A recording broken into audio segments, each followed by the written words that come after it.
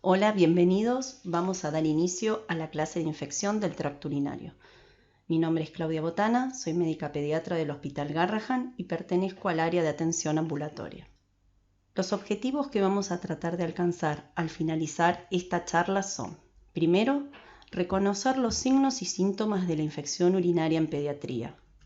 Saber que el diagnóstico de certeza se logra a través del urocultivo. Poder establecer el plan de estudios por imágenes necesarios después de un episodio de infección urinaria febril y reconocer que tanto la cisturetrografía miccional como el centellograma utilizan altas dosis de radiación, por lo tanto, debemos saber qué pacientes tienen indicación de realizar dichos estudios. Y por último, conocer e implementar todas las acciones necesarias para prevenir las infecciones urinarias recurrentes en pediatría. La infección urinaria es la enfermedad bacteriana más frecuente en los menores de 3 meses y en las edades posteriores es la segunda infección bacteriana más frecuente, precedida por la faringoamigdalitis por estreptococo. Además, es la tercera causa de síndrome febril en lactantes mayores de 3 meses, luego de las infecciones respiratorias y gastrointestinales. Vamos a observar a lo largo de esta charla que los signos y síntomas varían tanto con la edad como con la severidad del cuadro. Y en los niños más pequeños, estos síntomas son totalmente inespecíficos. Cuanto más pequeño es el niño, más inespecíficos son los síntomas. Por eso es importante conocerlos para poder realizar un diagnóstico temprano y un tratamiento eficaz, no solo para tratar la infección en sí misma, sino también para evitar el daño renal a largo plazo. Además, debemos tener en cuenta que la infección urinaria puede ser el primer síntoma o la primera manifestación de una malformación de la vía urinaria. Conociendo este dato, es que uno debe programar cuál o cuáles son los estudios por imágenes que requiere un paciente después de un primer episodio de infección urinaria. La prevalencia varía según la edad. En los menores de 3 meses es más frecuente en el sexo masculino y a partir de los 3 meses y hasta la vida adulta predomina en las niñas. Y como ya habíamos mencionado al principio y que van a ver que se va a repetir a lo largo de esta charla, es que los signos y síntomas de la infección urinaria en pediatría varían con la edad y con la severidad del cuadro. Y cuanto más pequeño es el niño, más inespecíficos son los síntomas. ¿A qué llamamos infección urinaria? La infección urinaria es la combinación de signos, síntomas con la presencia de bacterias en orina. ¿Y cómo las clasificamos? Podemos clasificarlas como infección urinaria baja o cistitis, que es la infección localizada en el tracto urinario inferior, que solo compromete vejiga y uretra y que tiene síntomas específicos, como la disuria, el ardor miccionar, la polaquiuria. La infección urinaria alta o pielonefritis, que es la infección de todo el tracto urinario, incluido el parénquima renal, donde el síntoma cardinal es la fiebre. También puede acompañarse de vómitos, de dolor abdominal y de síntomas de infección urinaria baja. También tenemos que definir la bacteriuria sintomática, que es la presencia de bacterias en orina, pero que no se acompaña de signos ni síntomas. Es un proceso benigno que no requiere tratamiento antibiótico y que no deja secuelas en el parénquima renal. Por eso es tan importante no realizar urocultivos de control en pacientes asintomáticos. Antes existía como protocolo de seguimiento el urocultivo de control intratratamiento después del tratamiento y esa práctica debe ser erradicada. Hoy por hoy se debe pedir urocultivo solo en aquellos pacientes que están sintomáticos. Hay excepciones. ¿Cuándo se debe tratar una bacteriuria sintomática?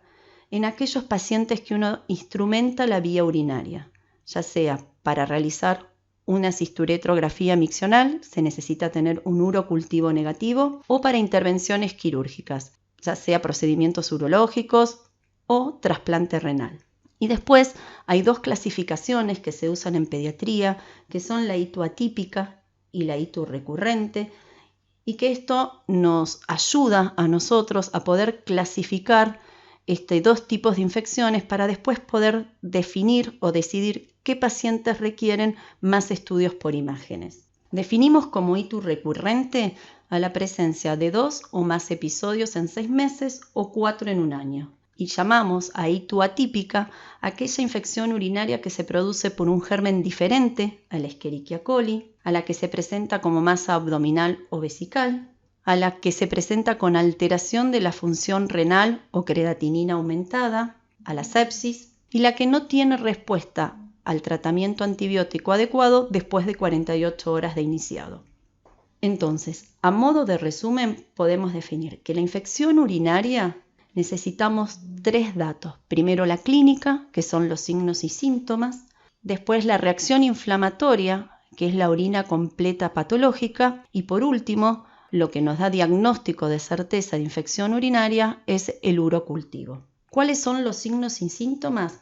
Como decíamos anteriormente y repetimos varias veces, depende de la edad. En los menores de 3 meses se manifiestan como sepsis, como fiebre, letargo, irritabilidad, vómitos. Van a ver que son absolutamente inespecíficos y se pueden confundir con cualquier otro proceso infeccioso de los primeros meses de la vida.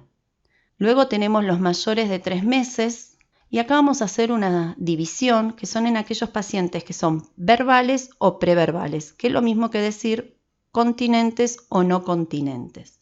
Entonces, en aquellos chicos no continentes o preverbales, los síntomas también son inespecíficos, fiebre, dolor abdominal, vómitos, mal progreso de peso, irritabilidad. Y en aquellos chicos mayores de 2 años, que son continentes, que son verbales, ya tienen más síntomas específicos de infección urinaria baja, de cistitis, como la disuria, la polaquiuria, el ardor miccionar, la incontinencia urinaria. Pero no olvidarse que un chico mayor de 2 años también puede tener síntomas de infección urinaria alta, de pielonefritis, como la fiebre, los vómitos, el dolor abdominal. Y toda orina turbia y toda hematuria, uno debe descartar la infección urinaria y dentro del plan de estudios debe solicitar un urocultivo de control. Ante un paciente con fiebre sin foco, uno debe tener la sospecha clínica de que puede tratarse de una infección urinaria, sobre todo en los niños más pequeños, en aquellos niños menores de 2 años. Para ello también tenemos que considerar algunos factores de riesgo.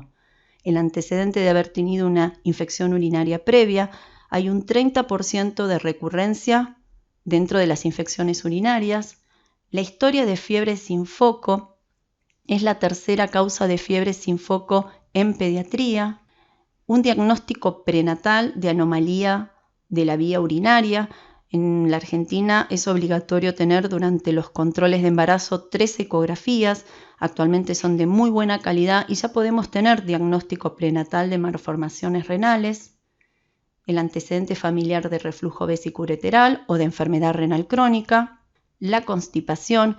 Vamos a ver que en chicos más grandes, sobre todo después de los 2 años, cuando comienza el periodo de retención, uno debe pesquisar, debe hacer un interrogatorio dirigido para detectar la constipación. Muchas veces, para los papás, el hábito catártico del chico es normal y uno debe preguntar tamaño de las heces, frecuencia de la defecación, si tienen dolor al defecar, porque ahí podemos detectar episodios de constipación que para la familia son asumidos como normales y la constipación produce o es uno de los factores de riesgo para la infección urinaria. Y además de tratar la infección urinaria, debemos tratar la constipación, porque si este chico sigue constipado, va a volver a tener infección urinaria y tener infecciones urinarias recurrentes.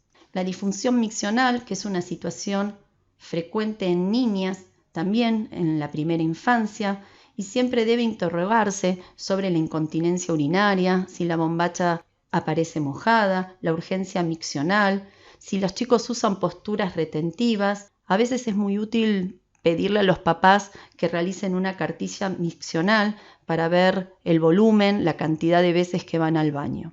El chorro débil nos habla de una vejiga poco activa o que el paciente pueda tener un globo vesical y que su diuresis sea por rebolsamiento.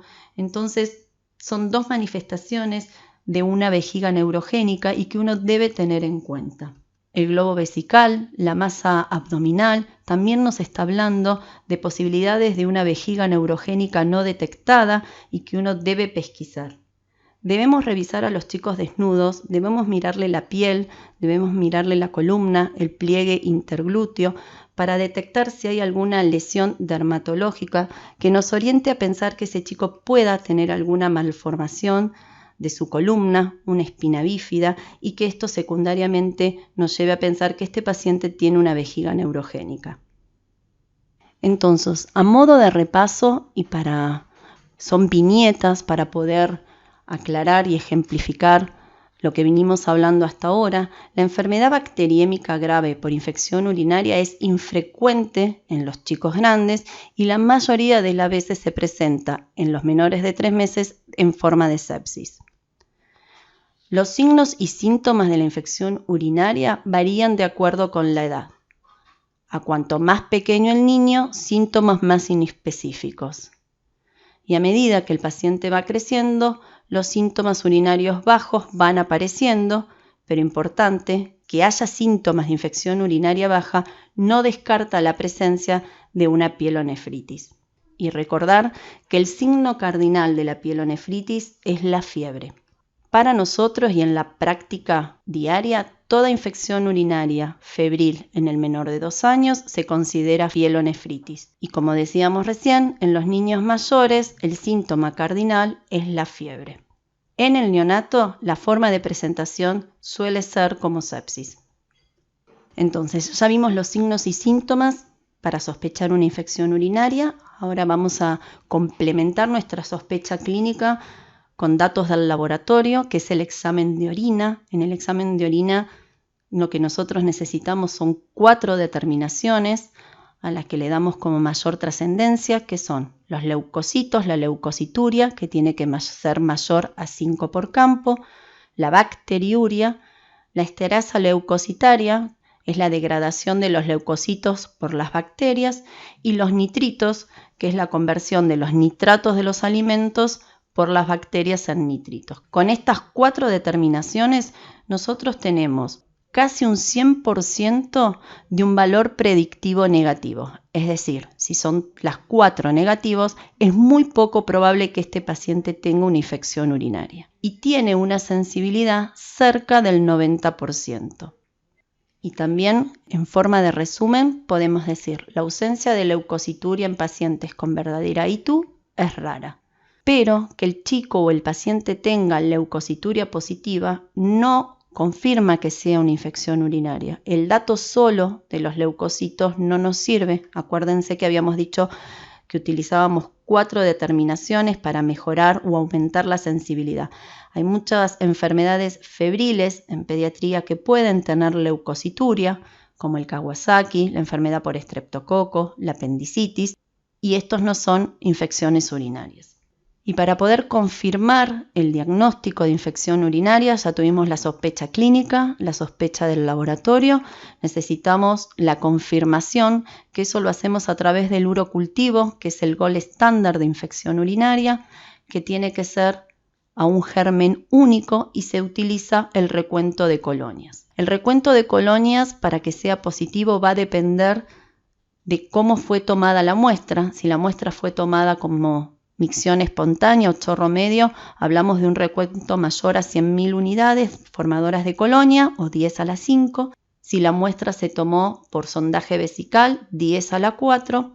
Y si el procedimiento se hizo por punción suprapúbica, hablamos de cualquier presencia de germen es positivo. La punción suprapúbica es un método invasivo que requiere entrenamiento, que además se sugiere que se haga bajo control ecográfico, y esto queda casi de uso exclusivo para los neonatos. El cateterismo vesical también es un método invasivo que se puede realizar en el consultorio, que requiere un mínimo entrenamiento y es el método de recolección de muestra recomendado para los menores de 2 años. No se debe utilizar bolsa colectora para el urocultivo. Tenemos que desterrar el uso de la bolsa colectora para tomar muestras de urocultivo. Sí sirve la bolsa colectora para tomar orina completa, pero no para el urocultivo. si uno toma un urocultivo con bolsa colectoria, tiene muchos falsos positivos. Y en los chicos más grandes, en los chicos continentes mayores de 2 años, se recomienda la micción espontánea o el chorro miccional, que debe hacerse una higiene previa con agua y jabón. El germen más frecuente, como habíamos mencionado anteriormente, es la Escherichia coli. El 80% de las infecciones urinarias son secundarias a la Escherichia coli. Es un germen del tracto gastrointestinal y la vía de contaminación es ascendente desde lo que es periné, materia fecal, hacia la vía urinaria. Recordar que cualquier otro germen que aparezca dentro de nuestros urocultivos se considera como infección urinaria atípica, y esto, como dijimos también anteriormente, es importante porque todo paciente con infección urinaria atípica nos obliga a nosotros como pediatra a ampliar los estudios por imágenes. Y para hablar un poco sobre el tratamiento tiene varios objetivos: tratar la infección en sí misma, evitar las complicaciones y el daño del parénquima renal para evitar las secuelas a largo plazo, y uno está obligado, ante la sospecha clínica y la sospecha del laboratorio, iniciar un tratamiento empírico de antibiótico. En este algoritmo lo que podemos ver es que todo menor de 3 meses, por lo que dijimos con anterioridad, que la forma de manifestación es sepsis, que pueden tener bacteriemia, el paciente debe ser internado, hemocultivo por 2, punción lumbar y el antibiótico es endovenoso. En los mayores de 2 años, que están en buen estado general, el tratamiento de elección es la vía oral. Estamos usando cefalexina a 50 miligramos por kilo durante 7 a 10 días. Y entre los 3 meses y 2 años depende del estado clínico del paciente.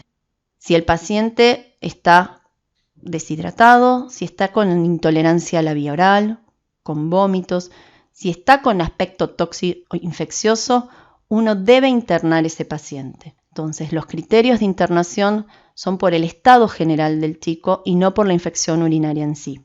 El tratamiento también puede iniciarse endovenoso, que el de elección es la ceftriaxona a 50 miligramos por kilo, y en cuanto tengamos la vía oral, se debe elegir y priorizar el tratamiento vía oral. Entonces, volviendo para hacer hincapié, la vía de administración de elección en los mayores de 3 meses y que el estado general lo permita es la vía oral, y el antibiótico que estamos utilizando es la cefalexina. Y la administración endovenosa queda para aquellos pacientes que se presentan como sepsis, con intolerancia a la vía oral, deshidratados o que tienen alguna malformación de la vía urinaria ya diagnosticada, donde ahí nosotros hacemos el diagnóstico de infección urinaria complicada. Y el tiempo total de tratamiento es entre 7 a 10 días. Recordar, como también habíamos dicho anteriormente, que dentro del tratamiento debemos tener en cuenta las medidas generales, que es estimular a las micciones frecuentes, a tomar abundante cantidad de líquido, evitar y tratar la constipación, desalentar el uso de bidet, utilizar ropa interior de algodón, asesorar o aconsejar el uso del baño adecuado. Acuérdense que los inodoros están diseñados para personas adultas de 70 kilos y los chicos no pesan 70 kilos. Uno debe tener los pies apoyados en el piso para poder eliminar toda la vejiga. Entonces, o hay adaptadores de inodoros, o hay pelelas que pueden usar los chicos, o si no, un cajón, un banquito donde el chico pueda apoyar los pies, que no se sienta que está flotando dentro del inodoro. Se debe diagnosticar y tratar la parasitosis, y actualmente hay algunas publicaciones que sugieren el uso del jugo de arándano, que inhibe la adherencia de las bacterias al uropitelio para las infecciones urinarias recurrentes, y que la circuncisión disminuiría el riesgo de infección urinaria en aquellos varones que tienen reflujo vesico-ureteral. Entonces, a modo de repaso, ¿cuáles son los criterios de internación? En los bebés menores de 3 meses, en aquellos que haya afectación del estado general o tengan aspecto tóxico, los vómitos, la intolerancia a la vía oral, la deshidratación, la alteración de la función renal, el aumento de la creatinina, las inmunodeficiencias primarias o secundarias.